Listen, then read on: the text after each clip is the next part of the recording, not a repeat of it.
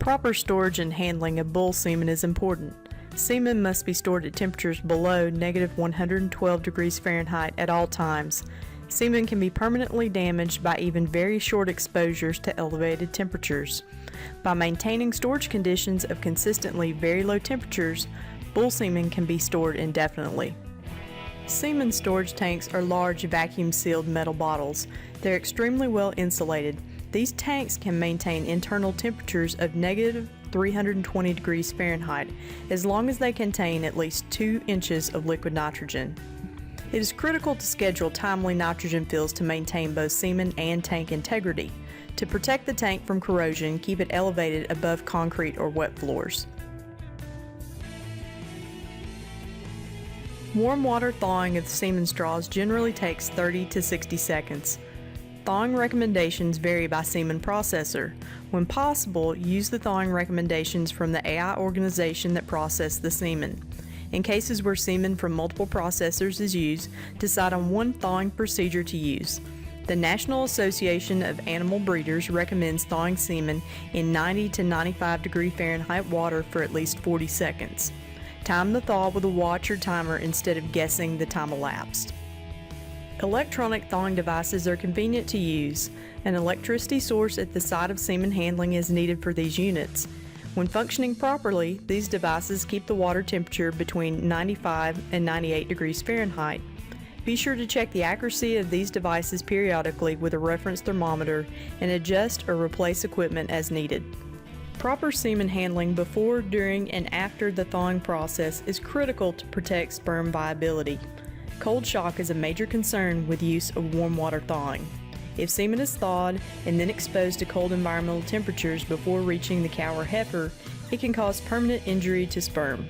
The rate and span of temperature drop determines the severity of damage from cold shock. Good semen storage records, including canister numbers and cane codes, are essential. A flashlight can be used to read cane codes without having to lift semen canes out of the liquid nitrogen. Identify the location of the semen straw in the storage tank before thawing or moving it to another tank. Update semen inventory records for each tank and canister after transferring semen in or out of a tank. Move the semen quickly from the semen tank to the thawing unit, from the thawing unit into the AI rod, and then into the animal to be inseminated. From the center position in the tank, raise the desired canister just high enough in the tank neck to grasp the needed cane of semen. Immediately lower the canister to the tank floor. If it takes more than 10 seconds to locate a particular cane, then lower the canister back into the tank to cool completely before trying again. Return the canister to its storage position after semen removal. When removing a semen straw from a cane, keep the cane as low as possible in the tank. Semen raised above the frost line for even a few seconds can decline in fertility. Work quickly to remove the straw using tweezers instead of bare hands to touch the straws. Plastic tweezers designed to handle semen straws can be used. Take care not to bend or break the straws. If the straw is in the upper goblet of a cane, bend back the top metal tab of the cane to a 45-degree angle to allow for easier straw removal. After the needed semen straws are removed, bend this tab back to its original position so the cane label can be easily read in the tank. Once a straw is removed from the cane, do not return it to the tank. When transferring semen between tanks, have the tanks side by side and full of nitrogen. With the appropriate canister in the center position in each tank, transfer the canes quickly, within 3 to 5 seconds. Do not touch the semen straws with bare hands in this process. Thaw only one straw of semen at a time. Gently shake the straw as it is taken from the storage tank to remove any liquid nitrogen retained in the cotton plug into the straw. Immerse the entire straw in the water bath. After thawing, use a paper towel to dry the straw. Adjust the airspace in the straw by gently flicking the wrist while holding the straw at the crimped sealed end.